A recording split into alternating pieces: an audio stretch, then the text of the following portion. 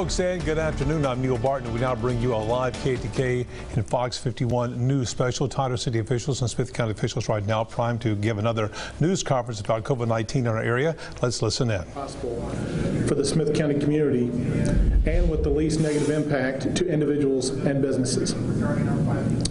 At the outset, I want to reassure the citizens of Smith County in these uncertain times that we are going to be okay, that this community is going to recover, that there is going to be an end to this pandemic.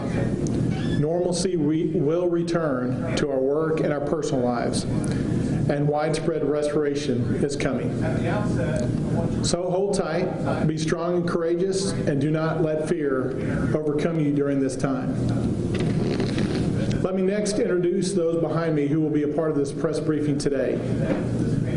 The Mayor of the City of Tyler, Martin Hines, is with us. The City Manager, Ed Broussard. George Roberts, the CEO of Northeast Texas Public Health District. Dr. Levine, our local health authority. Dr. Mark Anderson, who is the Chief Medical Officer of Christus Trinity Mother Frances Health System. Dr. Thomas Cummins, who is the Chief Medical Officer for the UT Health East Texas System. Following my comments, each of these individuals will be speaking, and then that will be followed with a question and answer time following those prepared remarks. My continued thanks and appreciation goes to both the University of Texas East Texas, UT Health East Texas System and Christus Trinity Mother Frances Health System for their continued commitment and work in this community on the coronavirus situation. Their efforts have been tireless, and each health system and their staff should be commended for its commitment to the community during this time. Let me say thank you also to our sign language interpreter, Tracy Walker, who is providing, at a 6-foot distance, sign language interpreting services for these briefings. We are grateful for her efforts and for helping to communicate clearly to our friends and neighbors who are part of the deaf and hard of hearing community here in Smith County. Thank you, Tracy. As you know, our joint EOC efforts continue on a daily basis and throughout the weekends. We are doing our best to meet present needs and anticipate future hurdles. Aside from the EOC joint efforts with the City of Tyler, however, I want you to know in the community that I, as your county judge, am engaged in multiple conference calls each week with all of the mayors of the outlying cities in Smith County. I do this to communicate all that we are working on as part of the joint EOC, to receive input and feedback, and to coordinate the COVID-19 response to every corner of this county. And not just here in Smith County, but regionally. For the past few weeks, I have coordinated calls with the other county judges that are part of the Northeast Texas Public Health District so that we can speak collectively about regional needs and potential cooperative efforts in the fight against the coronavirus. The Northeast Texas Public Health District and Dr. Levine are active participants in those communications, and I thank them and the other county judges for their time and input. As a result of the joint EOC efforts, we are seeing lots of fruit. You heard about some last week. Today you will hear about more, and you will hear about the progress of some of those that we began last week. I will tell you also about some new partnerships. For instance, we are proud this week of a new partnership with the East Texas Food Bank in its valiant effort to provide food for the table of many of the families here in Smith County and across East Texas. Last week, in one event at Harvey Hall, they delivered over 1,000 boxes of food to local Smith County families. Each one of those boxes contained 16 meals that were available for that family during the next week. In order to continue that distribution of food, they needed additional logistical help. So this week, I sent up a star request and requested assistance from the National Guard, and yesterday 34 National Guardsmen arrived here in Tyler to help the East Texas Food Bank continue those efforts. Today, in fact, another distribution happened because of that logistical support, and almost another 1,000 boxes of meals were delivered to families here in Smith County. Additionally, in partnership with NDMJ Transportation, Smith County is now offering free delivery services of medication, groceries, and other necessities to the elderly and disabled in rural parts of the county through an expansion of our 5310 grant program. To request service, a person may simply call the Tyler our Smith County Mobility Manager, Christy Range, at 903-714-5079. We invite you, if you are one of those participants, to take advantage of that service. Also, as a result of the joint EOC efforts, you're going to hear today an initial report on those in our community who have recovered from COVID-19 and what that term recovered actually means. But before you hear more about that, let me briefly re-communicate about the action I took 2 days ago here in the Smith County Commissioners Court to extend the local stay-at-home order for Smith County through April 30th. You will recall that I first issued a local stay-at-home order on March 27th. That order was for a period of 14 days and was set to expire this Friday. 4 days after I issued the local order here for Smith County, Governor Abbott on March 31st issued a statewide stay-at-home order. That order, statewide, does not expire until April the 30th. In the governor's order, he said and ordered specifically that, quote, every person in Texas shall accept where necessary to provide or obtain essential services, minimize social gatherings, and minimize in-person contact with people who are not in the same household. The governor also made clear that his order superseded any conflicting order on the local level. Because the governor's order, which is general in nature, does not expire until the end of April, and because I believe our local order contains specific provisions that are helpful to our local businesses, especially the small ones that are operating under our locked business provision, I decided to extend the local order here in Smith County through April 30th to coincide with the governor's timeline. If good cause arises to terminate that order early, or if the governor terminates his order early for the statewide stay-at-home order, I will take immediate steps to truncate the Smith County order. My hope is that we can get back to business as quickly as possible here in Smith County, but only in a safe and prudent manner. Presently, the governor's order is the restrictor when it comes to that timeline. Let me remind everyone that both the statewide and local stay-at-home orders allow for essential services and activities, businesses, to continue. Under the governor's order, essential services consist of everything listed by the U.S. Department of Homeland Security in its guidance on the essential critical infrastructure workforce, which was the same guidance I relied upon locally in drafting my order. My order here locally still allows for certain non-essential businesses to continue operating as a locked business. This provision is unique to other local orders and has permitted several small, locally owned mom-and-pop shops to continue to operate in the past few weeks in a safe manner despite being labeled as non-essential. I want that practice to continue, and I believe it is consistent with the statewide directive from the governor's office. The local order still requires a person residing in Smith County that has tested positive for the coronavirus or is awaiting test results, and anyone in their household to remain at home until either the test result comes back negative or a person that has tested positive gets released by their doctor. These individuals can resume leaving their home at that time, but until then, if they need assistance with any services at their home, we would invite them to contact us at covid19@smith-county.com. There are individuals that are ready to meet the needs of those individuals that are confined at home under this order. Okay, let me now turn the microphone over to George Roberts, CEO of the Northeast Texas Public Health District, to provide a community health update. He will be followed by Dr. Jeff Levine to discuss activities of the Public Health Lab, and then he will be followed by our two chief medical officers. George?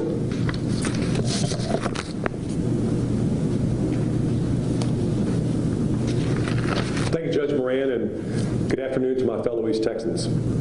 I always like to start these meetings off with just a reminder of what are the symptoms of COVID-19. And they are, number one, fever, number two, a cough, and number three, a shortness of breath. If you have these symptoms, please contact your medical provider, and don't just show up at your medical provider without letting them know first that you're coming, because your medical provider wants to be able to meet you dressed in the proper personal protective equipment.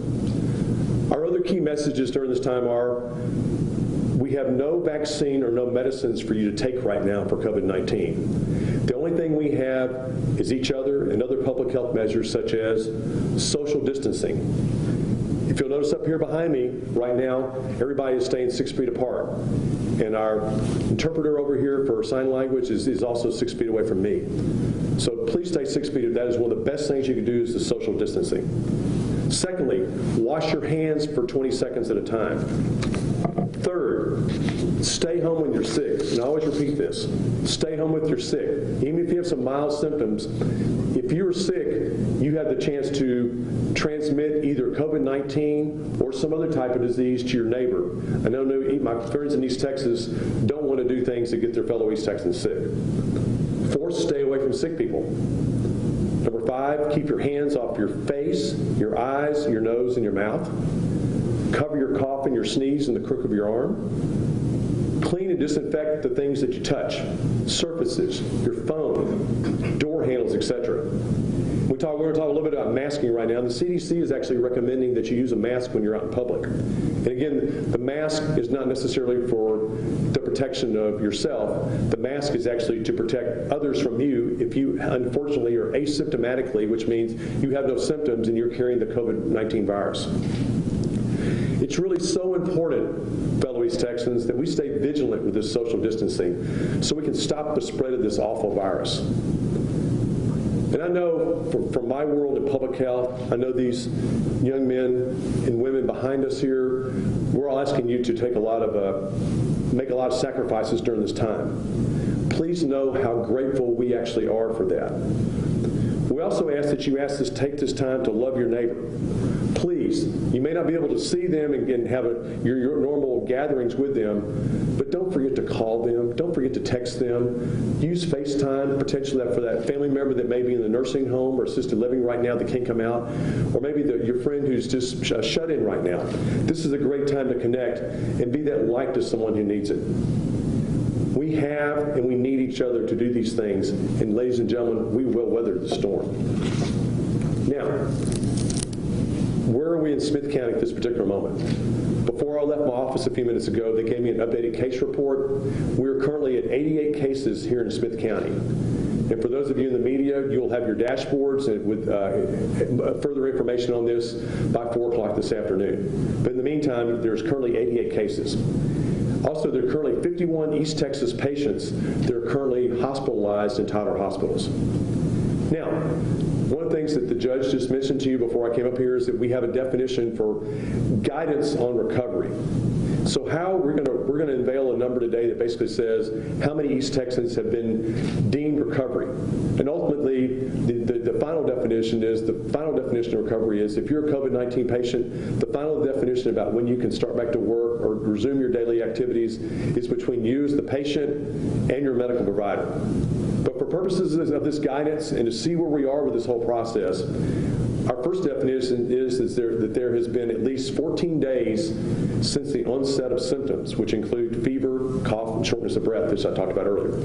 So 14 days since your symptoms started.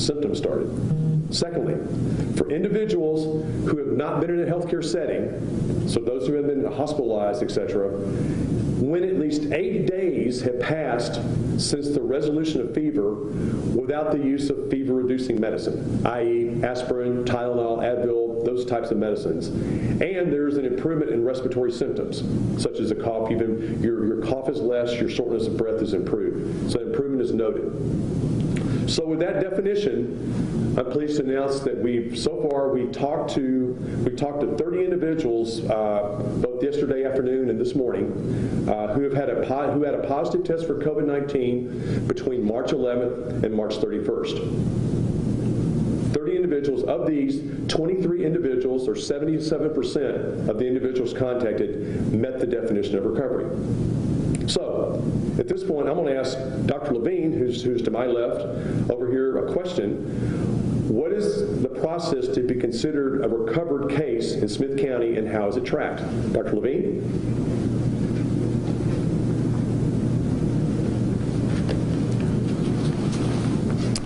So thank you, Mr. Roberts, Judge Moran, Mayor Hines, and our medical leadership from the community here.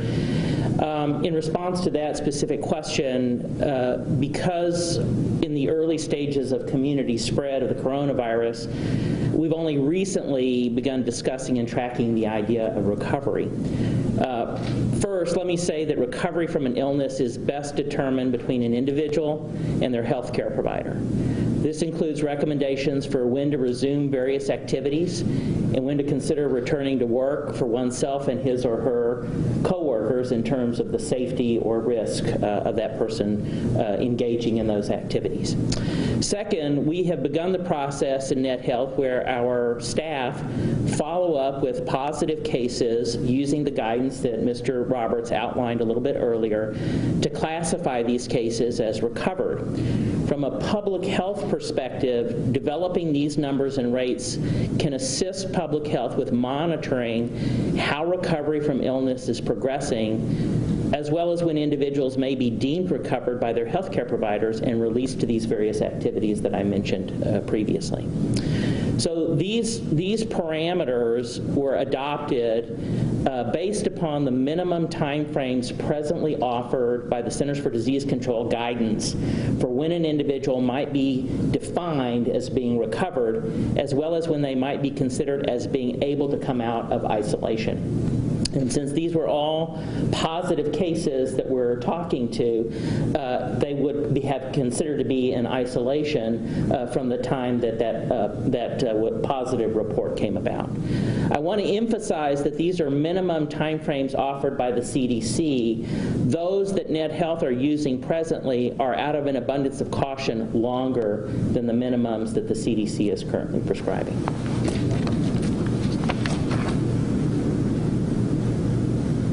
Dr. Levine, and I think you already mentioned that, I think the additional information for COVID positive, when do they need to go back to work? I think you've said that basically recovery from an illness is best determined between a patient and their medical provider. So your medical provider is the one to make that determination. Next, I'm going to ask Dr. Levine to come back up here. I know you have some information regarding the status of the Public Health Lab of East Texas. So Dr. Levine.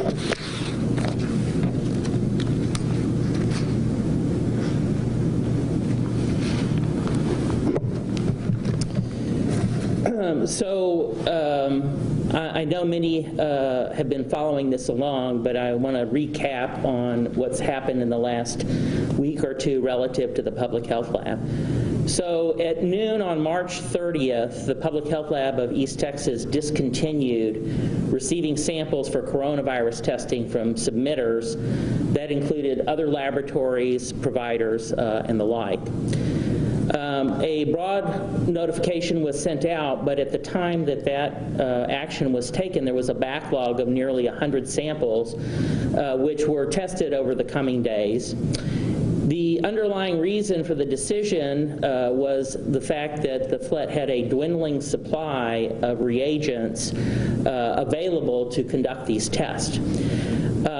Efforts have been ongoing through multiple channels that have eventually resulted in the FLET's receipt of additional chemical reagents to perform these tests, now to the tune of about 350 tests. We expect that to last for some 2 to 3 weeks, depending upon the pace of testing. In the last several days, the FLET has worked with leadership and the staff of both Net Health and the Department of State Health Services to outline a prioritized set of circumstances in addition to the case definition that we currently use and those criteria to authorize issuing what we call a PUI number for purposes of submitting samples to the FLET.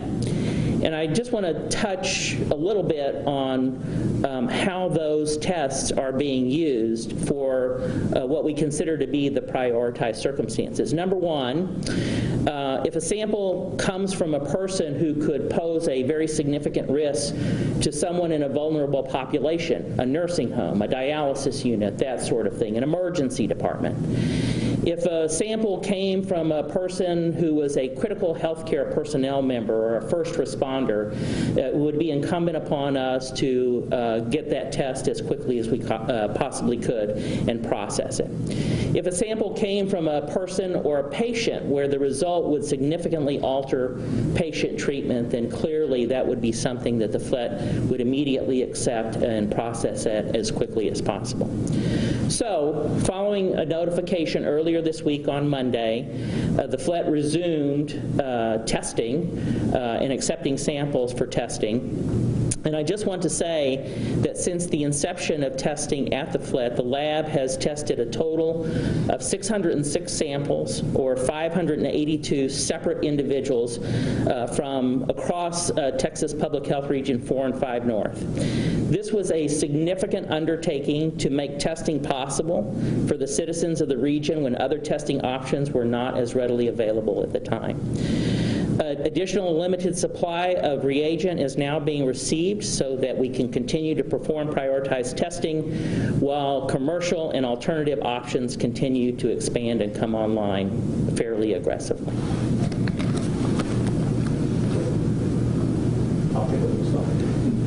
Thank you, Dr. Levine.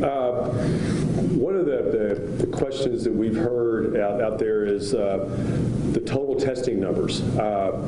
And I've looked on the Department of State Health Services website. There's been almost 100,000 people that have been tested in Texas, either through the public health labs, such as the Public Health Lab of East Texas or other public health labs in Texas, and more, a lot more being tested on a commercial basis now. At this point, I have the information request has been made to me not only through our Smith County Emergency Operations Center, but other counties that we work with about laboratory testing numbers. Where are those numbers, and how can we get hold of that? I have been in communication with leadership of the Department of State Health Services in Austin, and their goal is to have that on the website by county in short order. They hoped it would be up the other day, but they're still working to make sure the data is proper information. So, in very short order, we hope to be able to see by county the number of lab tests that have been conducted. Also, another question that we've had is the governor mentioned yesterday that it was Walgreens is going to be providing drive-through testing for roughly 3,000 tests per day. Is there any word on that in Tyler? And the answer to that is that we, at this point, I don't have any word on Tyler. I did understand on a call I was on earlier today that perhaps they may be starting that in the Houston area. But the main thing there is, we want to make sure that people, if you have the symptoms of COVID-19, which are, again, fever, cough, and shortness of breath, and you think you need to be seen, your symptoms are getting worse, please contact your medical provider and let them know in advance that you're going to be coming to see them. But please call them. So if you have those symptoms, please reach out to your medical provider to understand which steps should be next taken. The next question I have for Dr. Levine is the whole thing about masks. What about masks? When should we wear masks in public? Should we be wearing masks all the time? And why is the CDC asking that we wear masks, Dr. Levine? So I'm going to let you, as the Smith County Health Authority, respond to that. So I'm mostly going to talk about the use of cloth face masks. Though there's good science about the use of surgical mask, medical grade mask, and what we call respirators for protecting individuals who wear them, the science surrounding things like cloth masks is lacking. There is some belief that cloth masks worn in public may minimally lower the risk of exposure to the person wearing it, but probably more significant and simultaneously is the limited protection that is offered to people around you. So in as much as you are wearing a cloth mask to protect yourself, one of the things you're really doing is also helping to protect those around you in the event you may be infected and not know it. Let me emphasize that the use of a cloth face mask or cloth face covering while in public is absolutely no substitute for social distancing and frequent hand washing. The general public should not use medical masks, such as surgical masks or N95 respirators, predominantly because we are working hard to preserve those for healthcare workers and first responders. There should be some caution exercised in making sure that people wash their hands carefully and thoroughly before putting on a cloth mask, as well as when removing it. Also, please take care to remove the mask by folding the portion that faces outward away from your face so that you do not touch the exposed or outer surface. And you should wash your hands immediately after taking the mask off. Laundering the mask regularly is a recommendation, preferably daily or at the end of each use if possible. I would refer everyone here and everyone watching this to the CDC homepage at cdc.gov, where you can click on a link that is active as of this afternoon about cloth face coverings. I checked it this afternoon. It's working. It can provide you with more information regarding how to wear and use a cloth face covering, as well as information about such things as homemade cloth face coverings. Thank you, Dr. Levine. At this point, I'm pleased to invite Dr. Mark Anderson, who's the Chief Medical Officer for Christus Trinity Mother Francis, as well as Dr. Tom Cummins, who's the Chief Medical Officer for UT Health East Texas, to answer a couple of questions for us. And I'm going to start the questioning, gentlemen, with, if you could answer it, what capacity are the hospitals at right now relative to COVID-19 positive patients as well as COVID-19 persons under investigation? So Dr. Anderson, Dr. Cummins. I'll keep social distance and then I'll... Yeah. Thank you, George. I'd like to say that our hospital capacity and capability is in really good condition right now. We have the capability of taking care of COVID-19 patients. Our resources are not strained. We have also the capacity to care for all other types of patients as well.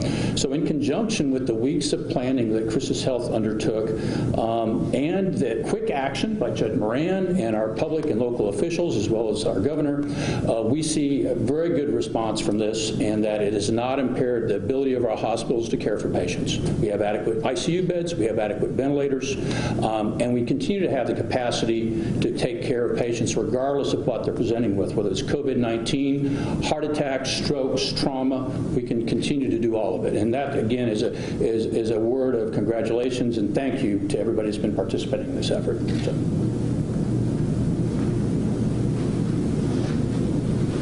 So I would echo Dr. Anderson's points about Christus Mother Francis.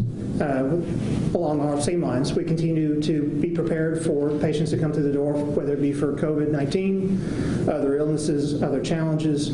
We have daily calls as a system twice a day across all 10 facilities to keep updated on our bed capacity, our ventilator capacity, and other devices as needed. Our current COVID units have ample space for patients should they need to come see us and be treated for us as an inpatient.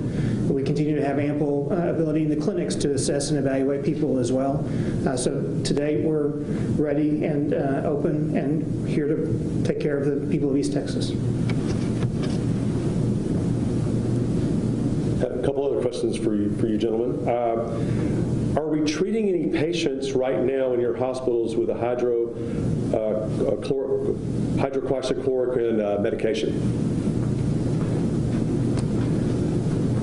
We are using hydroxychloroquine on certain patients. For those that run no risk potentially or low risk of adverse effects from that medication, because it does have certain side effects, and patients that qualify because of the presence of COVID-19, we are treating patients with that medication.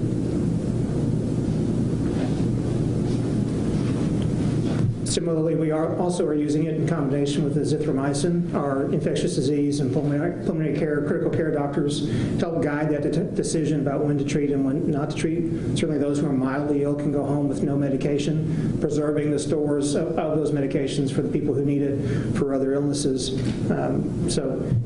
have been using it in the appropriate patients. There are a couple other questions here to answer for you. So, can you provide a breakdown of the hospital beds, ICU beds, et cetera, that are available, and as well as how many people from Smith County are actually hospitalized in your hospital? That's a harder number because the number of people hospitalized changes day to day and hour to hour. We continually admit and discharge patients. I can say that we have many ICU beds available. I keep getting asked that question about how many ICU beds we have, and it depends on how fast you want us to stand one up. So we can have 57 available immediately with ventilators. We can go up to 77. It's a number that can rapidly change. We have many ICU beds and many ventilators. COVID-19 patients are not occupying those beds necessarily. We're taking care of patients with routine illnesses, whether it's congestive heart failure, other forms of pneumonia, trauma patients. So we continue to have adequate capacity in all our ICUs. Not to keep sounding like a broken record, but similarly for the UT, we assess our bed capacity hour by hour, day by day. Those numbers change every day, every hour. People move into the ICU for various reasons. They move out of the ICU for various reasons. As things get full, as areas get full, we have the ability to surge into other places to take care of those people. We have well over 100 ventilators across our system that we can pull and move around to meet the needs wherever we need to go. So while I can't ever give a day-to-day number of patients from Smith County, our census is running in the mid-200s. We have capacity and beds available for anybody who needs it. Thank you. And one final question for both of our chief medical officers here is, do the hospitals need anything from the public?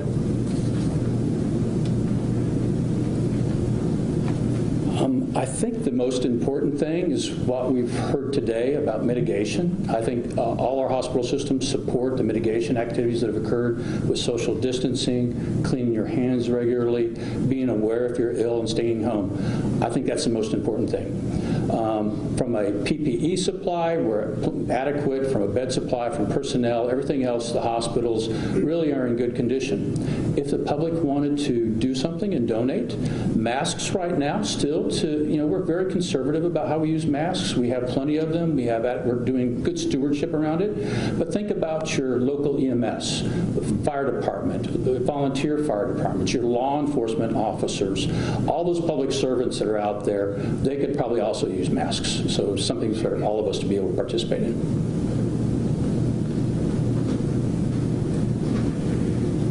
So certainly we're open to donations and gifts, masks, whatever else people would like to do. Is there a critical need we need from the public? Again, I'd say stay home so that we can be there to take care of you when you need us. And the other thing I would say is similar to something I said yesterday. If you know a healthcare worker, thank them. There are a lot of people who are working long hours in very challenging conditions in their gowns and their masks, and they need all the love and support and prayers that they can get because it's a big thing that they're doing for our communities. And I know that Sunday when people came to our facilities to celebrate what they were doing, that meant a lot to those people that were there that night. And so any opportunity you have to say thank you to a healthcare provider, be it a patient care tech, a nurse, a physician, please do so. They will really appreciate it. Thank you, Dr. Cummins, Dr. Anderson, Dr. Levine, for the many hours and you're tirelessly working on behalf of keeping our community safe and prepared in this situation. Now I want to call up our Tyler City Manager, Ed Broussard. Thank you, George. My name is Ed Broussard. I'm City Manager for the City of Tyler. For just a little bit about some of what we're doing, we are completing week 4 of our Emergency Operations Center being led by Tyler Fire Chief David Coble and Smith County Fire Marshal Jay Brooks. We'll begin week 5 this Monday in order to be able to continue with the coordination of activities in our community from between our hospitals, as far as private industries, the volunteers, the county, and the city with all the different activities that we are doing.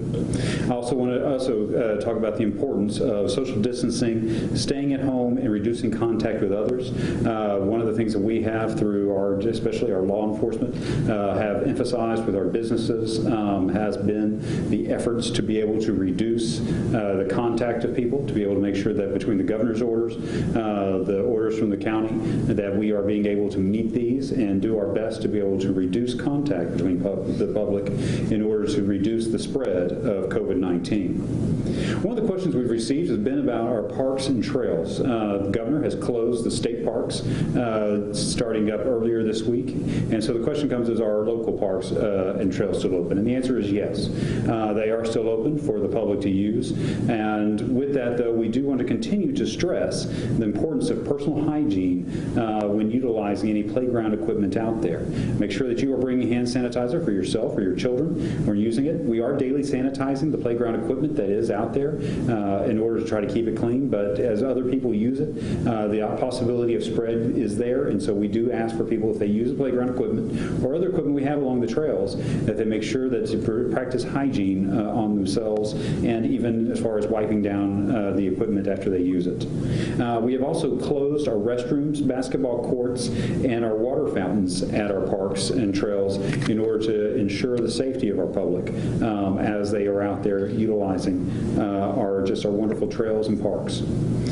Our public safety side of things is something that we are truly stressing the importance of safety on for those police officers and firefighters. Our police officers and firefighters are treating everyone that they come in contact with as if they are COVID-19 positive. This allows for them to be able to make sure they have the protective gear on, the PPE as we often reference it, so that they are being able, when they interact with the public, that they are taking care of their own safety and making sure that they are not getting as far as contaminated or sick during that interaction. Also, though, as we want to make sure that our frontline people, between our police, our fire, and our utility workers, are able to continue to be on the front lines to help us out whenever we need it, we do have a process for our first responder screening, so that in the case that any of our, as far as police officers, firefighters, or utility workers feel they have been exposed to COVID-19 or are starting to show symptoms, we have a process to quickly move them through and get them expedited in relationship to being screened and evaluated to determine where they are as far as being positive, negative, or needing to be quarantined. And I also want to stress that our utility workers, our parks workers, our solid waste, our streets employees, and our public safety with our police and firefighters are still called to serve. They are out there every day making sure our community is moving along and that we are protected and safe as we go about our lives. If you have any need of issues or concerns or need service, we are still available to call upon and be there for you if so needed. And with that, I'll turn it over to Mayor Martin Hines.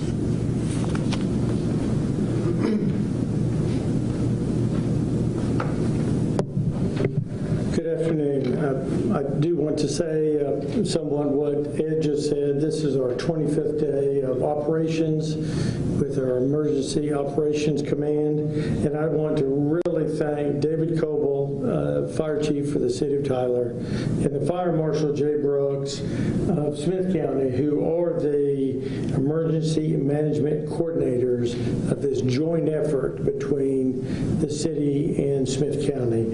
And further, I'd like to say that we are doing the social distancing. We have 10 people in one room, we have 10 people in the other, and as I've said before, we had 60 people on the phone. Now I'd like to report we have 80 partners on the phone, and the level of coordination is, again, let me say, like nothing else this community has ever seen. So thanks to all, to David and Jay for their great work, and for all those that are on the telephone working and processing data for this community. Would like to say that tomorrow morning we have a soft opening where we're going to have 15 healthcare workers that will be at a TJC facility with TJC staff, our Emergency Operations Command, logistics team, and Hands Up Network with Sam Smith as the CEO will be on site to help do the coordination. And by the way, the website is for handupnetwork.com.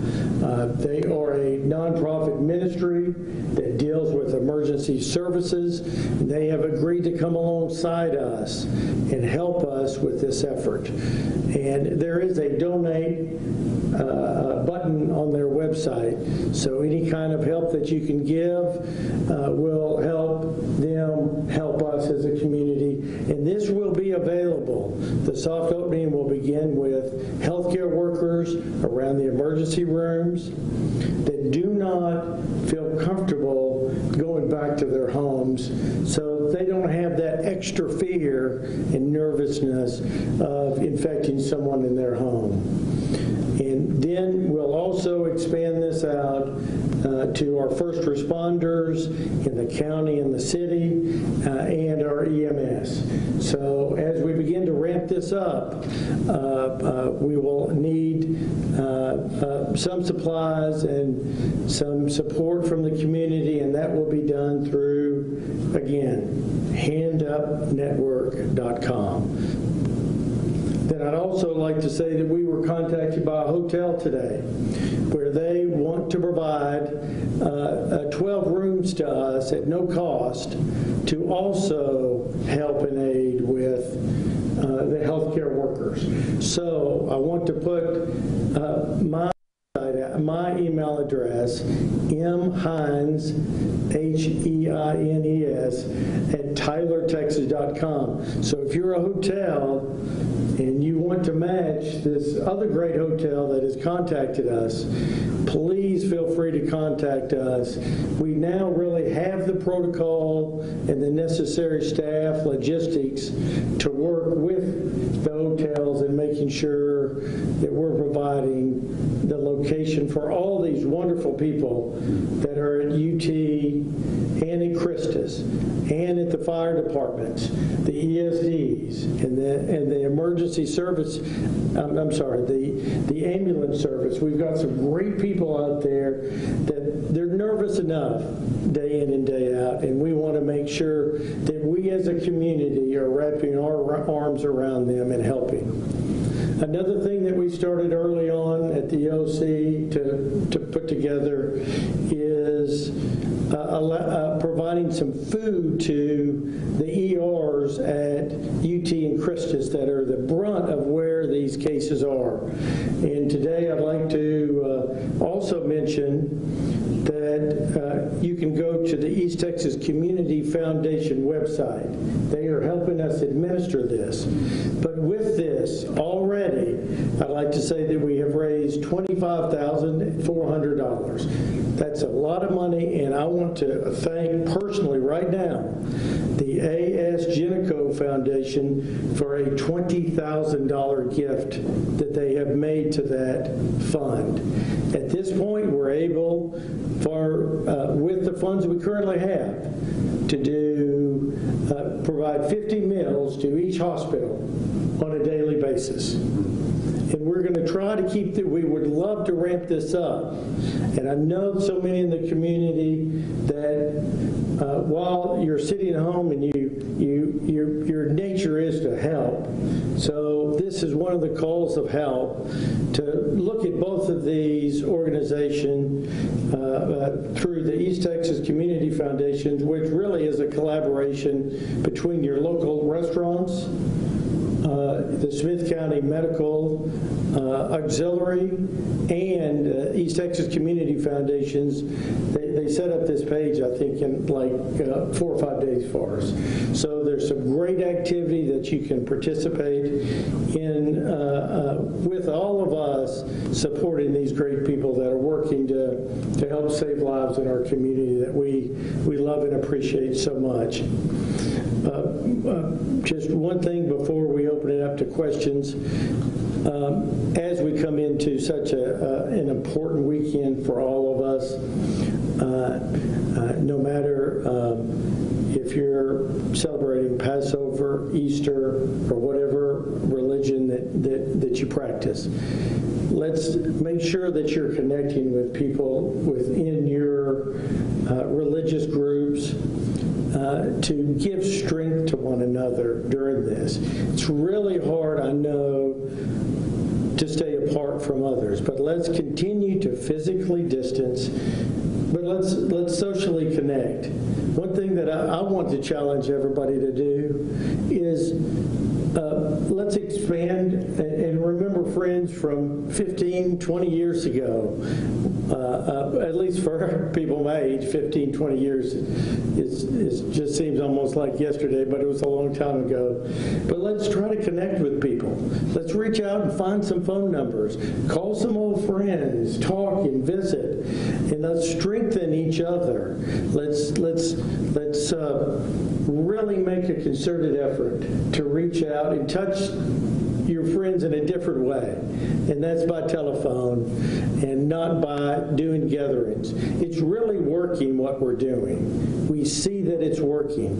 The professionals behind us will help guide us as a mayor and as a county judge to really help inform us when that surge comes. But won't it be great if we do so well at this social distancing that we don't have a surge, and then we can resume life so much faster? So let's make that our goal. And I just want to thank everyone. And please, really reach out and help us by helping these healthcare workers that are doing so much. So thank you very much. And now I'll open it up for questions. We have some media here, and whoever you have questions for, we'll bring them up here and let you ask. Mayor Hines, I'm curious, how would you grade city residents, and this would probably be a two-parter for the judge also, on their efforts of social distancing so far? Look, I think it's been really good. The thing that everywhere you go, I mean, even if you're in line at a restaurant, or if you're doing a pickup, I think every restaurant has 6 foot, they have little feet on the ground for 6 feet. The stores have done so much better. And we, by the way, we've enforced the judge's order and the governor's order. We have worked as a police department and as a city to go out and make sure that everyone is conforming as much as possible. There are essential services. There are going to be needs that people have. But what we request is when you do those essential needs, this is not a social hour. Just please go back home. Or if you're in a small business and you're in an office by yourself, when you leave that office, I'm wearing a cloth mask everywhere I go now. If I'm at my office, closed up, and my office is just me, I take it off. But anytime I go out in a hallway, I have my cloth mask. I have never used so much sanitizer than I have in the last several weeks, but use it. And so, I just want to encourage people that, if you're in your car and if you're driving, go to your destination, get what you need, and then go home. I know there is essential business that has to occur because we all need essential services. But if you can do your business from home, great. It's not that we can, there's a lot of business that I'm doing from home. My computer connects to my computer at my office. I can ratchet it up and I can do my work. So there's a lot of ways that we can continue our businesses, but still make sure we're not having that contact. I mean, the best way to do your business right now is not to do it in person. You can do it over the phone. You can do business over the phone. And I'm curious, Mayor, when we heard from you last week, you mentioned that there were businesses who happened to not comply with the orders that they were given and the things that they needed to do. There would be enforcement efforts. Is anything like that, a citation, had to be issued since we heard from you last week? Well, they all ended up having the greatest of behavior when we went out and spoke to them. Some of them we had to speak to repeatedly, but some we just spoke to and they've just done a great job. And I want some clarification on the Tyler Junior College, the healthcare workers being housed there. So these are healthcare workers who don't want to go home. Is that correct? Yeah, this is not, at this point, it is not anyone that has, no one that is positive or a PUI, positive COVID or a PUI, or it's not anyone on a 14-day leave at this point. We're doing the soft opening with people that want respite.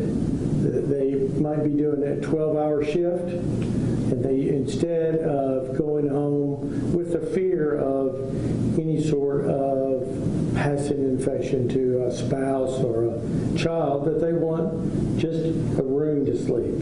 And so that's what the soft opening will be. As we ramp this up, and the more the need is, the larger we'll ramp up.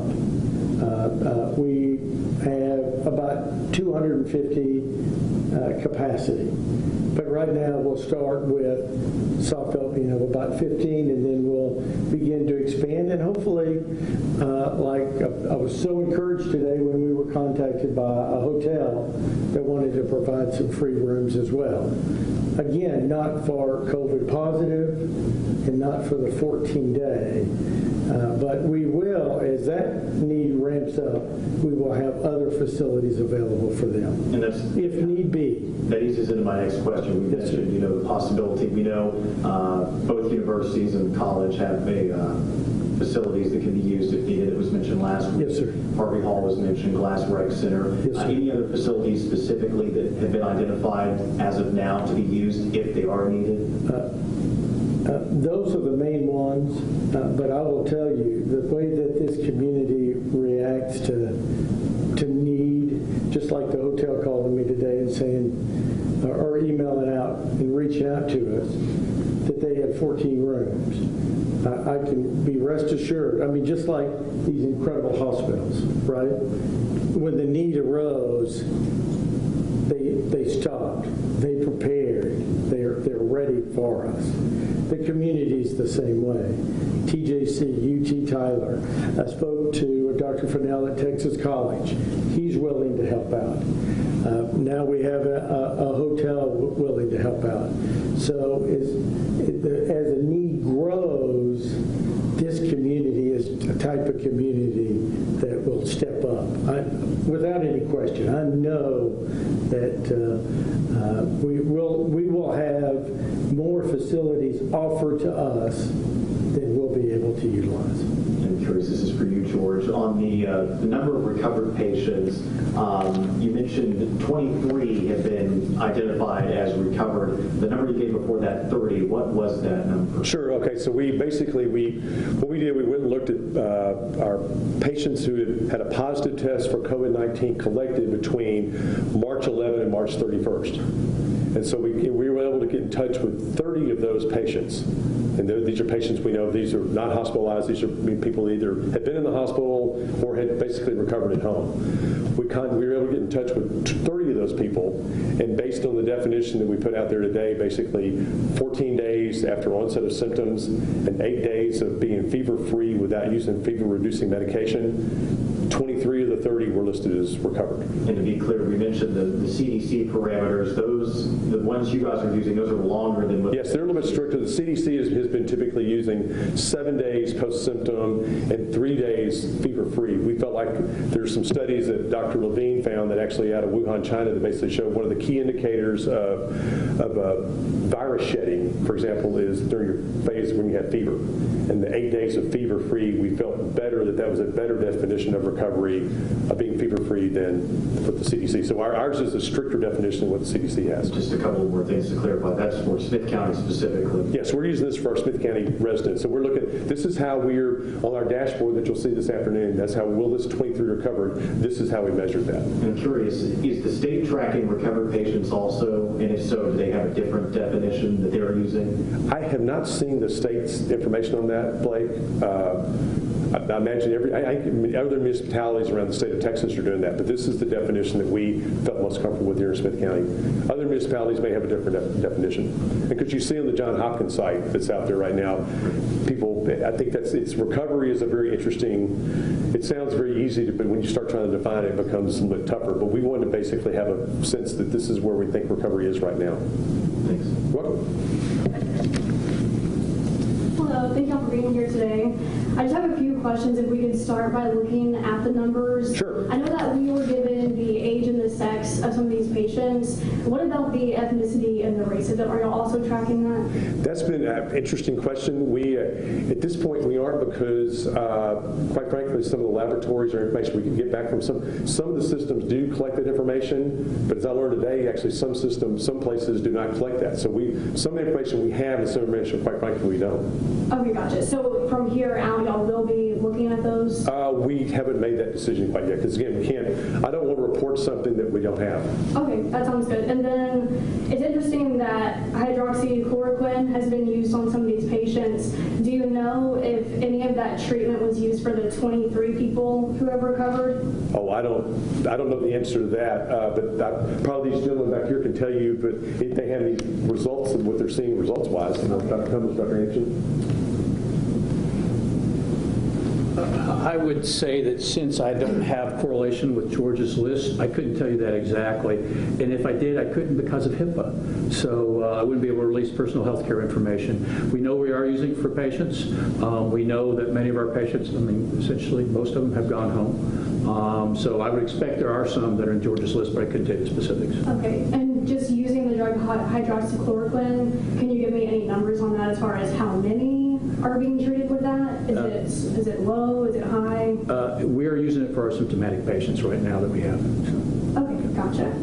And then just sticking with those numbers, I know that more than 50 of these 88 cases, they have been community spread. And I'm wondering if we're going to end up getting any details on what community spread is, where they have been. Are we looking at those things too? I think that's George's question. Yeah.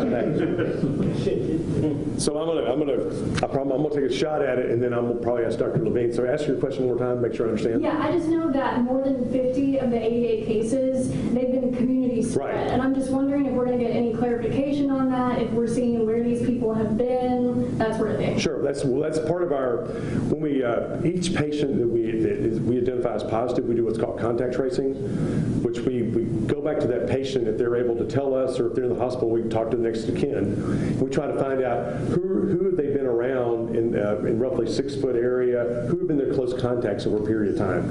And those, we talk to those individuals and try to find out just that information. Okay.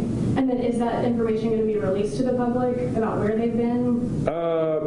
It'll just depend. What we may do is look at, okay, is there any patterns that are happening out there? So probably at this moment in time, I'm probably going to say no, but over time we probably will. So give us some time on that to kind of look at that data a little bit closer. We're still kind of early stages of this right now. Absolutely. And then the last question regarding the numbers, of the people who have died, did they die with or from COVID-19? So the 2 patients? Yes. The only information I have on that is that they had the diagnosis of COVID-19 when they passed away. So that's the only thing that I can really answer to that. Okay. And then I also wanted to touch on the Smith County Jail, because the jail system is a huge topic right now inside of the community. And I'm just wondering what's being done inside of our jail with inmates, correctional officers, and also talking about the vendors who come in to deliver food. Judge Moran, you probably better answer that now for me. Thank you for that question. What I can tell you is we're following the jail standards guidelines. They put out guidelines on how to interface. We've shut off a lot of public interface, in particular as it regards folks coming in doing video visitation. We've even cut that off so that there's not large amounts of folks that are inside. We are doing our best to provide opportunities for those inside the jail to still connect with their families via telephone. And the sheriff's office, as I said, though, is following the strict guidelines that are put out by the jail standards. We also have made sure to monitor our folks that are working in the jail, so that if anybody shows symptoms, we can get them out quickly as possible, so that we don't have a spread issue that develops inside the jail. But it's like any other community. You can do your best to put up those defenses and good practices, but at some point in time, it may ultimately reach that community. Our hope is that it will not reach the inside of that community, but but we're doing our best to take people out of that situation once we recognize that there's symptoms. We also, as I mentioned earlier this week, we have some opportunities with partnerships with the City of Tyler to potentially provide a place for them to go instead of going home, much like the emergency workers and the hospital workers, for those folks that are concerned about taking a potential spread back home if they want a safe place to bed down for the night. That sounds good. And then you might also be able to speak to this also, because I think that you said basketball courts, those are going to be closed, restrooms at our parks, those are going to be closed, but there's still some elements that are open, like the playground equipment. Do you want to dive into what the decision making was behind that, leaving some open and some closed? That's actually the City of Tyler's question to answer, and I'll let the city manager address that. I do want to go back to a question earlier that was addressed to both me and the mayor about whether or not we thought people were doing a good job complying. And one thing that I want to emphasize in this process is that both individuals and businesses, as I have seen, are developing good habits and practices that are healthy habits and practices.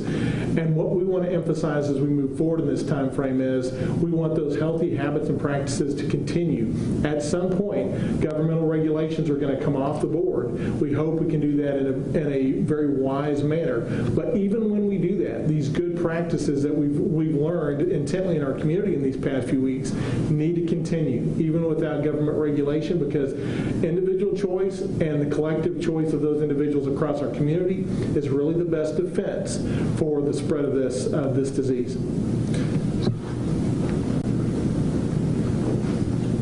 In relation to your question on the use of or continuation of the playground equipment, but discontinuing some of the other as far as options and programs that are at our parks. One of the things is the importance of this, as we've emphasized over and over again, has been social distancing.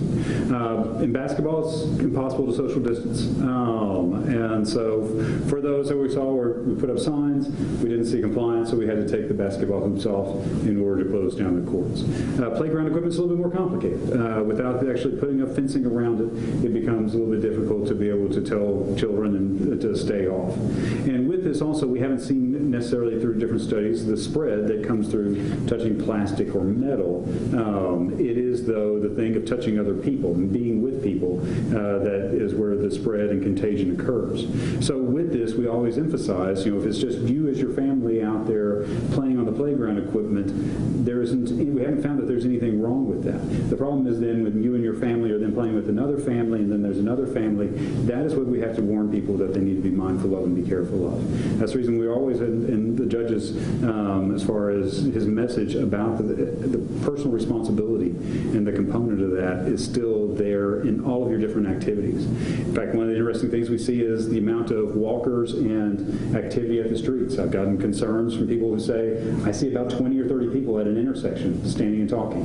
I can't shut down intersections for people from just coming out and talking amongst their neighborhood. People have to be mindful that when they are in, as far as any public space, that the person that they're talking to and may be around may be COVID-19 positive, and have to take as far as the responsibility themselves to distance themselves and do the correct amount of, as far as social distancing, hygiene practices that we keep preaching in order to be able to maintain and protect their own safety and the safety of those around them. Okay, so when you say that you need to be aware if you're one family playing on equipment and if there's another family that comes, and that's where the danger kind of comes in because you might be cross-contaminating with them, do you recommend people at the park, if there's other families around, don't play on that equipment? Our thing is be mindful of your own as far as hygiene and personal safety. So carry as far as hand sanitizer with you to the parks. Bring down Clorox wipes before your children play on a piece of equipment and after they play on a piece of equipment. Oddly enough, it's very much as when kind of some of the rules of the gym. When you go to the gym, you use a piece of equipment, you need to clean it probably beforehand and clean it afterwards. We're recommending the same for parents as they are using playground equipment. Or just anyone out there using some along the trails. We have different as far as pull-up bars and those type of things. Hand sanitizer, wipes, those type of things in order to make sure that they take care of themselves is essential when you're out and about, whether you're at our parks, whether you're on our trail, whether you're visiting as far as a business, even when you're at home. There's a reason we keep saying this over and over again ad nauseum, and it's because of how important it is. Okay, yeah, I just know that gyms are closed, so that's why I wanted to go ahead and touch on the park equipment too. Thank you. Yes, and so yeah, for the park equipment though, for the playground equipment, we continue to have that open. And part of it was because of, in order to be able to fully confine it off, we would need to start netting it off. We've seen in other places where they've torn down the netting. In fact, one of the interesting pieces, we put up temporary signs saying, please maintain your social distancing. Those temporary signs were pulled up and tossed. So we've now had to build permanent signs and put those out there. The public is very resourceful to get to what they want to get to. And so we have to be mindful of that and do what we can to make sure we get the message across to them to be mindful of their own safety, but at the same time being able to continue to allow for them to use the equipment as safely as they can. Thank you. And then my last thing is great news to hear about the hotel that's stepping in to offer help. Are you going to end up naming that hotel? Can we get that information? It's just great. I asked him for that permission about 30 minutes ago, and I haven't heard back. So as soon as I hear, I will definitely say, but probably by tomorrow I'll have a list of hotels. Thank you so much. Thank you all. Yep, thank you.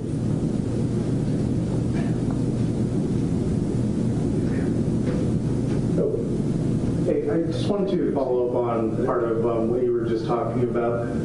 From what we've seen personally being located by a lot of churches and what our readers are sending us, there's a parade nightly for somebody's birthday, for somebody's accomplishment and all that, but we're seeing people hanging out in the parking lots, and then we're seeing dozens of cars left as they get into each other's cars to drive out, or in one case, dozens of cars parked next to each other while families drive through and everybody's standing outside.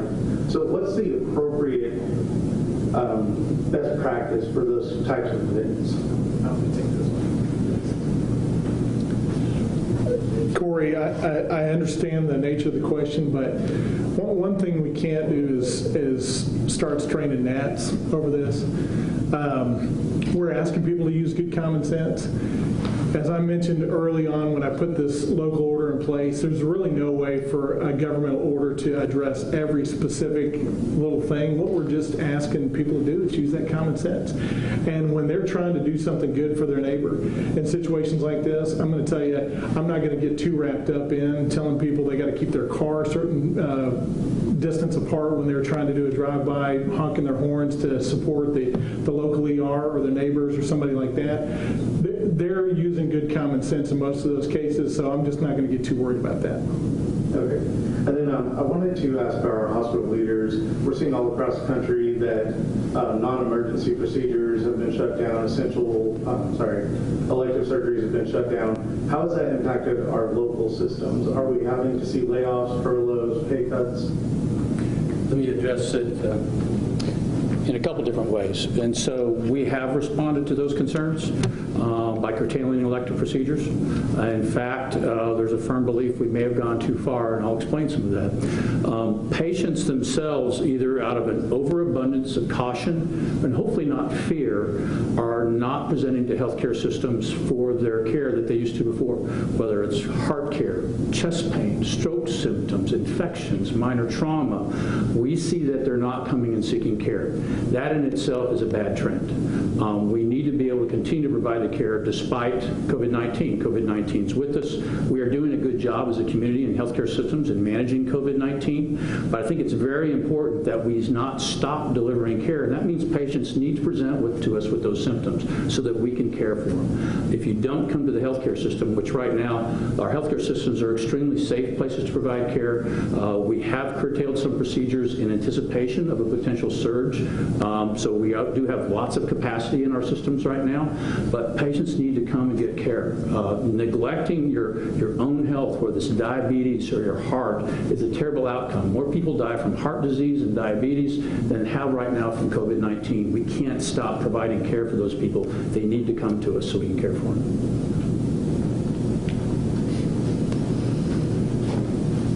So I would echo those sentiments. I mean, we have cut back on a lot of elective and semi-elective procedures and things. In fact, our system is talking with some governmental leaders later today to talk about getting a little more clarity on the guidance, both from the governor and the Texas Medical Board, about what was intended. Certainly, that does have an effect on a hospital system's finances, and I think every system across the country is having to look at what they have to do to continue to provide care and services in this rather challenging environment. Okay. And Mayor Hines just had a question for you. because I know you're working with a lot of these charitable initiatives. Have you heard of anything for restaurant workers or other people that were laid off from non-essential retail, as in the workers themselves, like waiters, waitresses? You know, there are so many different federal options that were put out in the CARE Act. You know, I've heard so many issues about that. Bankers are actually working on the weekends right now. I know, trying to take care of their customers and really trying to support the concept that I believe the federal government is trying to do, and that is to have people keep their employees. And if they keep those employees, they're able to get either grants or very low interest loans. I haven't been involved in that since that is more of a federal issue, and so we have been just so busy on a local issue, working on the setup of what we can do to support our hospitals and our community, and how to make sure that we're getting the message to people about if you have the fever, and to call one of the hospitals before you present yourself, and that we've worked on the social distancing and whatnot. So really on the national level, they've worked on so many of the unemployment type issues, and so it hasn't been something that us as a local community have really jumped into, because we have our boat loaded with a lot of these issues. Do we have compassion? Do we have concerns? Absolutely. I mean, there's so many of us. As you know, I'm a volunteer as mayor, and my business has definitely been impacted. There's a lot of impacted businesses, so it's not that we don't have compassion, love, and care for those folks, but really that's more on the federal level. And hopefully that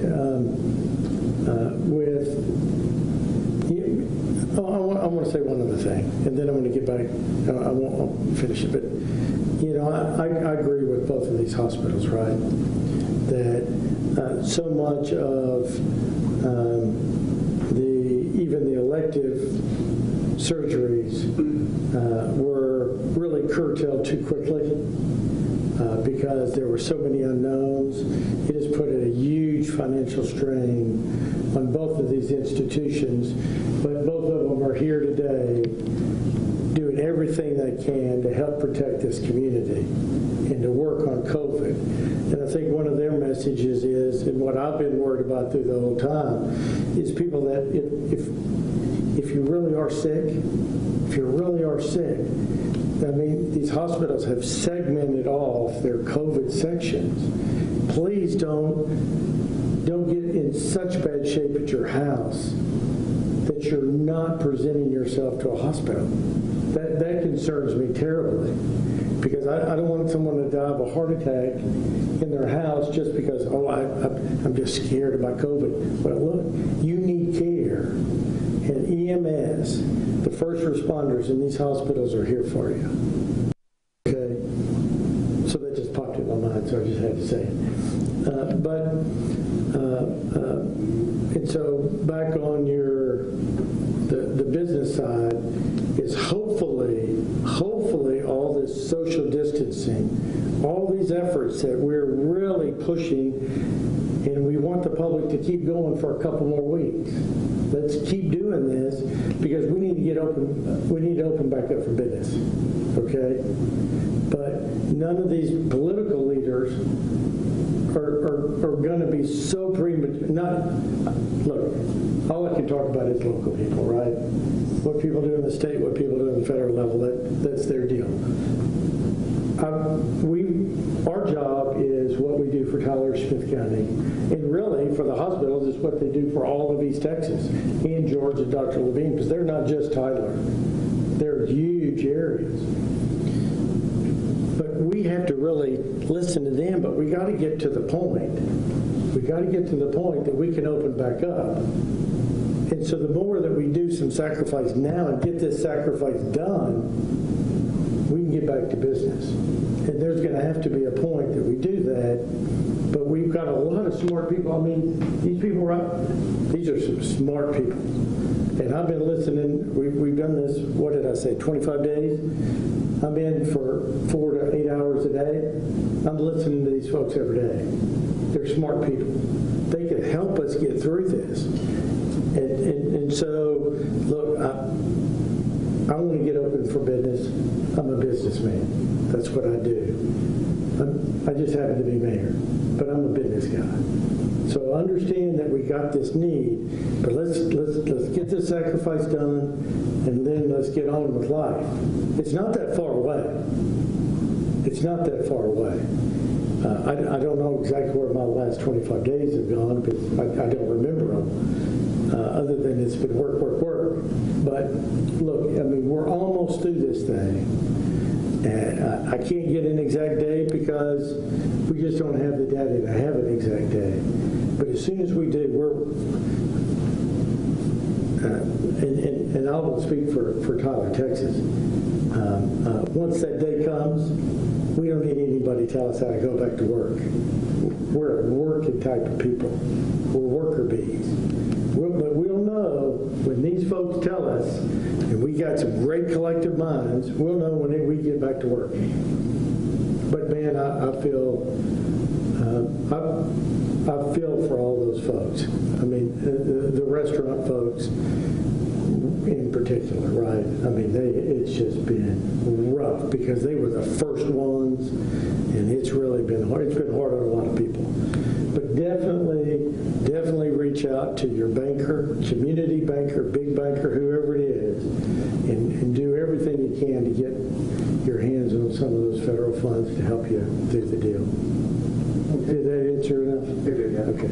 All right, and then George, so we talked about recoveries in Smith County. What about the other 6 counties in the surveillance area? Have they seen any recoveries yet, or is that going to be county by county? Be county by county, Corey. I've talked to our Dr. Brown in Gregg County. I know he and some of the doctors over there are talking about how they want to measure it. So it'll be county by county. My guess is some of our smaller counties may look to us for some guidance on that, but that'll be a conversation. We want to try to get the Smith County information out there first, and then work on the other counties after that. But no, Gregg County is actively having those discussions right now. And is it too early to discuss what our curve looks like in Smith County? Do we feel like we're approaching that peak, or is it just too early to tell? I think it's still early to tell. I think the reality is that as you start to see the testing ramped up, there's going to be, you see the number right now is 88, and we've gone up, doubled in just the last few days. I think the numbers will keep going up again as testing becomes more and more available, and it's the idea that you might have rapid tests at a Walgreens, for example. The number of cases should just go up. But we also know, Corey, and I think that's very important. It's a very important question because just the fact that we haven't tested a lot of people, there's a lot of people walking around our community right now that are asymptomatic. There's a study that came out, I saw something a couple days ago that was basically, CDC put out a report that said 93% of the adults basically have symptoms, but only 73% of children that are positive for COVID have symptoms. So we know in our community right now that there are people walking around that have this but have no symptoms. Okay, that's all I've got. Thanks. I'll start with you, George. Okay. So last week you released the demographics for Smith County, and then I talked to Terrence Aids, who said that NetHealth would be releasing those for the other 6 counties. Correct. I just wanted to know if that information had been put together yet, or if there's a timeline and you're working on it. Yes, so Gregg County is going to be released today. There should be a report out today on that. And then the other counties, our goal there is when they get to 11 cases in a county is to start releasing it. We've got the dashboards ready to go, basically, but we're trying, and the reason, again, it goes back to the whole, everybody, the whole HIPAA thing. We want to make sure that our number one goal and a principal guideline has been we don't want to be releasing people's names. And so we know in our county, for example, when we released that information last week, we had enough cases in our town to basically be able able to essentially not to basically protect people's privacy. So that's the reason why. But the other counties, I mean, my guess is those will be released in there's like Van Zandt County, I think is getting close to the 11 right now too. So again, Gregg County should be available this afternoon on our website. Speaking of Gregg County, it actually had one of the first East Texas cases at the beginning of March. Can we get an update on that patient? Is he soon to be in recovery? I can't, that's one I can't, due to confidentiality, I can't answer that question. Okay. That'd probably be a question for perhaps the Gregg County, Dr. Brown over in Gregg County. This is for our hospitals. Going back to the hydro, I cannot pronounce that name right now, I'm sorry. I couldn't either. Yes, thank you. As for that, how long has that been used to treat the COVID-19 patients? How long historically, or how long do we prescribe it for this particular? For this particular instance. Our group is using it in combination with the azithromycin for 5 days.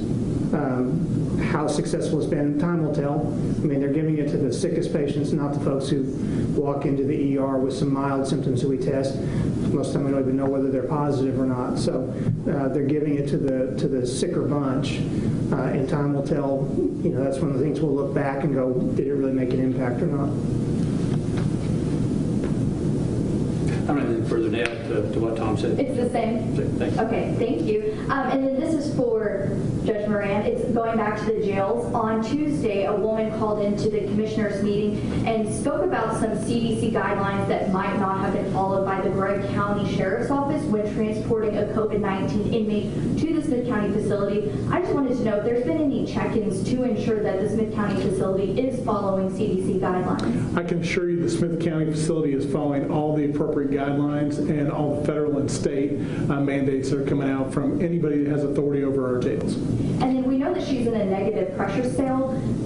However, there have been reports of a Gregg County Sheriff's vehicle frequenting the jail several times this week. And we also knew that she had a health condition that required her to go seek hospital visits every few times a week. Is she, or is that person still being transported to medical? That sounds like a question for Gregg County. And so is she considered a Gregg County inmate still?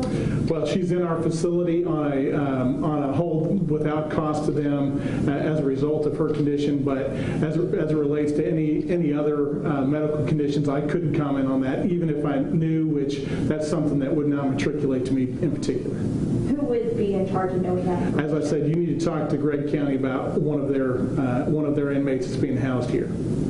So there's no information you can give me, though, about the Smith County's protocol and ways to keep her separated from their inmates? I'm going to repeat that we're following all the appropriate protocols that have been put out by the state. If you have any further questions about that, you're welcome to contact the sheriff, who has day-to-day oversight and control of the jail operations, as you're aware. And if you have questions about the Gregg County inmate, you can talk to Gregg County. What if I did reach out to the Smith County Sheriff on Tuesday and received no answer? You can reach out to him again. Thank you, Judge. Thanks. Let me ask you if you would speak to the Child Abuse Awareness Month. I know April is that. Dallas County reports a little bit higher numbers with the aware of the abuse going on.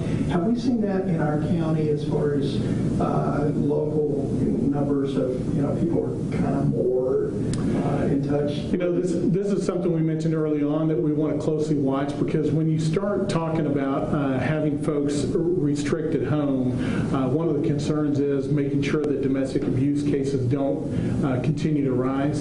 So we're going to continue to watch that closely. We're not that far into the period of time. We're only about a week and a half in so far, so we're going to keep a close eye on that. And that really is a reminder of one of the things that was mentioned earlier about going to parks in particular. And the mental health of those individuals in our community is of utmost importance to us. And that is a real good reason why we need people out in a safe distance, but out in the sunlight. Being out, getting exercise, being in the sunlight, those are important facets of maintaining good mental health, good way to relieve stress, and by derivative nature, a good way to reduce family violence.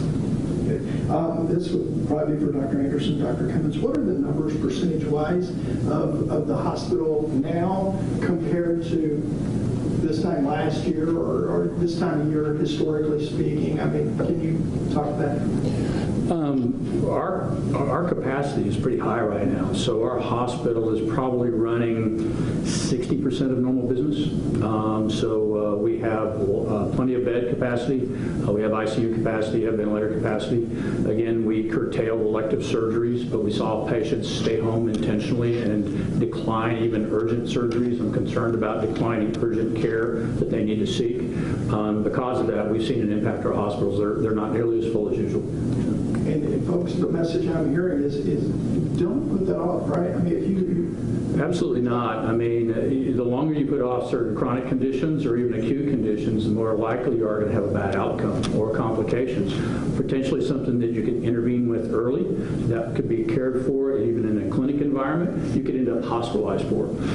You talk about chest pain. Somebody staying home because they have chest pain and not calling their cardiologist or primary care physician, not calling EMS and potentially being evaluated for acute heart attack. The consequences are terrible.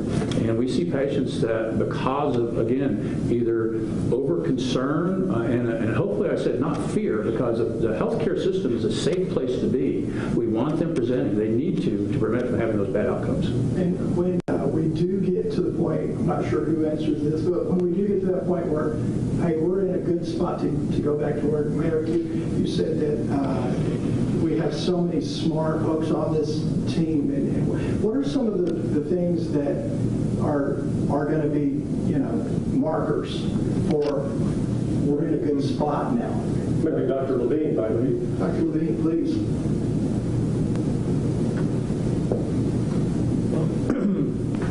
That's certainly a $64,000 question.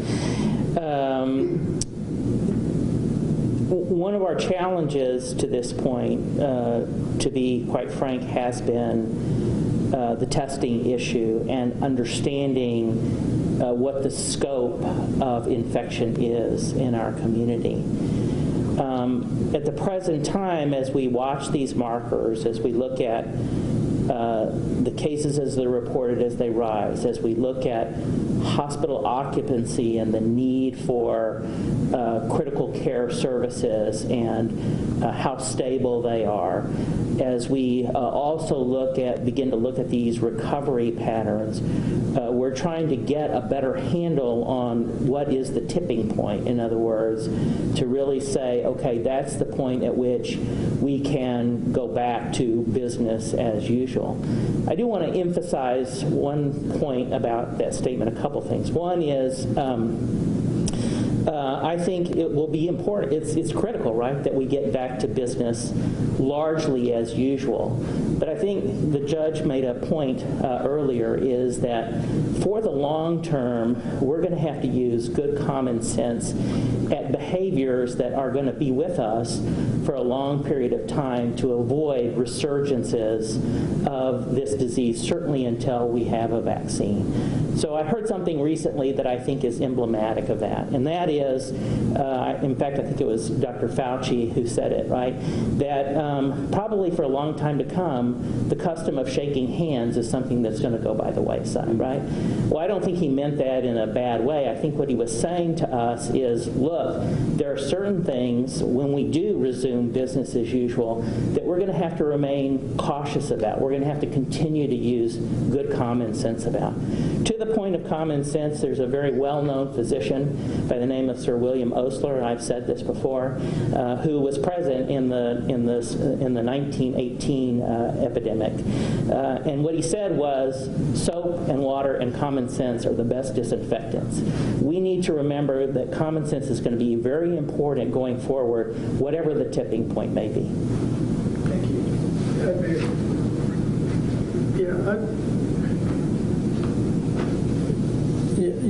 One thing that my dad used to say to me all the time, right?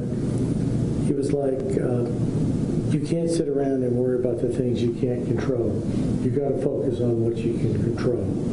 That's why everyone in this room, and I know our joint EOC and everybody, we have focused on what we can do here.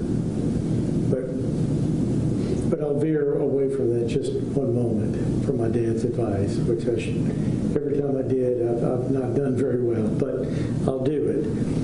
And that is, look, I think we're down on, out of 50 states, we're down at like number 45 per capita of test, right? So that sends a lot of mixed messages down to us at a local level, right? We don't know if that means that we're just not a hot spot and we shouldn't be worried. But that seems like such a horrible idea for us, right? With us doubling like we're doing, it seems just a horrible idea to not be considered serious at what we're doing. But the flip side of that is, man, we got to get some testing. I mean, if we're going to get some metrics that people, smart people like Dr. Levine deal with day in and day out, I got to have some tests. And I'm not a complainer, and I'm not going to be a whiner. I'm going to go back to what my dad said. Focus on what we can control, and we're going to work really hard to do everything we can in this community to do the right thing and get past this. However, we need some tests. And we need some metrics. How do we get more tests? Look, initial makers. Let me tell you. I have gone through 2 or 3 spats where I've yelled, screamed, and cussed, okay, about that. But then every time I do that, I try to think of my dad and what he said. I can't control it. I mean, somebody at a bigger pay grade than the mayor, the bigger pay grade than the county judge, is going to have to get us an exorbitant amount of testing so we know where we are. And I've yelled and screamed. We've had so many great people in this town that have great influence with the government on the state and the national level. They have tried to help us. I mean, it's incredible. All the behind-the-scenes efforts from people that, I mean, if I started listing all the names, you'd know all the names, right? Of all the great people in this town that are leaders in government. They've all tried. It's not here. But once we get that, that's going to give us a great tool. But there again, on the advice of my doctor, he told me to quit yelling and screaming and get my blood pressure up, okay? So, but we can do what we can do locally. And we're doing a great job, and we're doing it together. The county and the city and all these great people. But, you know, in order to open up back for business, I got to have some more data, and I got to have some help. Would you care to respond to the general question there? So what we look at, or what I look at and track most, is how many people are coming through our ER and our respiratory triage areas to be evaluated. That gives me a sense of what the activity is like in the community, at least the people we serve. We look at how many people get admitted, how sick are those people? Are they going to our critical care area, or are they going to a lesser level of care area? And those are the things that help me understand or get a sense of what's happening in the community. We look at the number of tests we've done and how many are positive. And our testing numbers have been down a little bit the last few days, but I don't know that that means anything yet. 2 data points aren't a trend. So, you know, catch me in a week and I may have a better sense of what's really happening in the community. But those are the things that we watch really closely. Thank you very much. Appreciate all of y'all's input. Oh, you're welcome. Thank you. Thank you.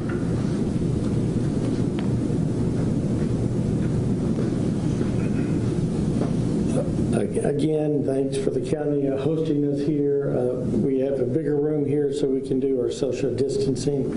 And again, I want to thank all our professionals from the Northeast Texas Public Health, Dr. Levine, and these fine 2 hospitals that are doing so much. Let's stay courageous and committed for these next couple weeks. And this weekend especially, reach out to your loved ones. Reach out to somebody you hadn't talked to in 20 years. I'm going to make a list, and that's what I'm going to do. So again, thanks to the community, and thanks to all the incredible volunteers that are working with us. And if there's no further questions from the media, we'll see you next week. We'll do it again. Thank you. thank you so much for being with us. All right, and what was a very lengthy and wordy news conference this afternoon between leaders with Smith County and the city of Tyler. I'm going to try to kind of compress this down in about 2 minutes. First of all, Judge Nathaniel Moran was talking about better days to come. Also, they're doing the best they can right now to meet the county's needs. He's having conference calls every day with other county leaders and other area leaders to do the best they can to suppress COVID-19. Also, a new partnership with the East Texas Food Bank along with the National Guard. Also, the Smith County is working the best they can right now with a free service for delivery of prescriptions and food to the elderly across Smith County. All you have to do is call the city or county to get that going once again. And they say once again the county judge said the state order continues along to run synchronous with the governor's April the 30th guideline for stay at home. Also, the essential services will continue. He wants mom and pop's businesses, those that can open, to continue to do business. George Roberts from the Health Department basically says this, and he reiterates symptoms of COVID-19. If you have them, don't just show up at your doctor's office. Call the doctor, make an appointment, keep your social distancing. He says that's working. Also, 88 cases of COVID-19 in Smith County, 51 patients in the hospital because of COVID-19. They're saying right now they got a hold of 30 people who tested positive. 23 out of the 30 that they received a phone call back from are considered to be recovered. Those are from the days of March the 11th to the 31st last month. Once again, Dr. Jeff Levine, county doctor, says he's very cautious about the numbers they're providing. That's one reason why they haven't said a whole lot so far. 606 examples across the samples, I should say, they've taken across the region for COVID-19. More than 100,000 people across our state, Texas, tested for the virus. Walgreens yesterday announcing they're going to be doing some testing. Not in Tyler yet. They're saying the first place probably that Walgreens testing will start will be in the city of Houston. Also, masks. Cloth masks are not the greatest in the world, but the N95, that needs to be saved for first responders. But he says if you use those, make sure you launder those the correct way. Mark Anderson from Christus Hospital says the hospital capacity is in good shape, and that's good to know. Capacity is not being strained at all. They have adequate everything right now to handle any sort of illness from COVID-19 to heart trouble, anything else. Thomas Cummins, also from UT Health, said the same thing. Hydroxychloroquine was asked by a reporter, is that being used? And the answer is yes. And once again, per hospital beds, no crisis here. For Mother Francis, ICU beds running anywhere from 57 to 77. There's plenty of room, they say. Also, UT Health says thumbs up, things are good. They have more than 100 ventilators on hand to use. They're not using them right now.